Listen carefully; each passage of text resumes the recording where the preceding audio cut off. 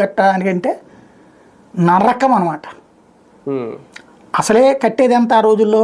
నాది డిగ్రీలో 300 రూపాయల ఫీజు, ఇంటర్మీడియట్ ఎక్కువ. ఇంటర్మీడియట్లో ఫస్ట్ టర్మ్ ఫీజు వచ్చేది, ఫస్ట్ ఇయర్ ఫీజు ఏమో 550 రూపాయలు, సెకండ్ ఇయర్ ఫీజు 350 రూపాయలు, డిగ్రీ ఏడాదికి 350 రూపాయలు, 3 ఏళ్ళు కూడా.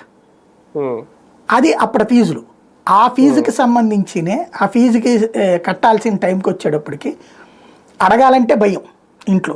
ఆర్థిక పరిస్థితులు మన కళ్ళెదురకుండా కనబడుతుంటాయి. అలాగని ఫీజు కట్టకపోతే కష్టం.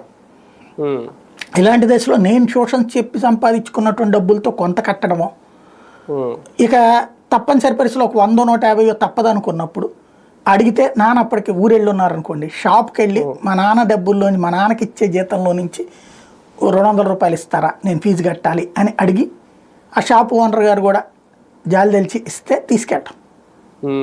ఇది అనుభవించిన వాళ్ళం మనం. ఏది 300 రూపాయలకి ఇవాళ రోజున ఫీజులు ఏంది? ఇవన్నీ 30,000, 50,000, 70,000, ₹1,00,000 ఇట్లాంటిది. ఇది 3 టర్మ్లో కడుతున్నది ప్రభుత్వం. ఆ కట్టేటటువంటి ఫీజులు కట్టకపోతే, ఇప్పుడు నేను ట్యూషన్స్ చెప్పాను, కాన్వెంట్లో చెప్పాను, కాలేజీలు, ట్యుటోరియల్ కాలేజీలో చెప్పా. ఆ రోజుల్లో పేదవాళ్ళకి సంబంధించిన పిల్లల్ని అబ్జర్వ్ చేశాను నేను. మేమే ట్యూషన్స్ చెప్పినప్పుడు డిగ్రీ చేస్తా నేను ట్యూషన్స్ చెప్పేవాళ్ళం. ఈ 1వ తరగతికి 5 రూపాయలు, 2వ తరగతి 10 రూపాయలు, 10th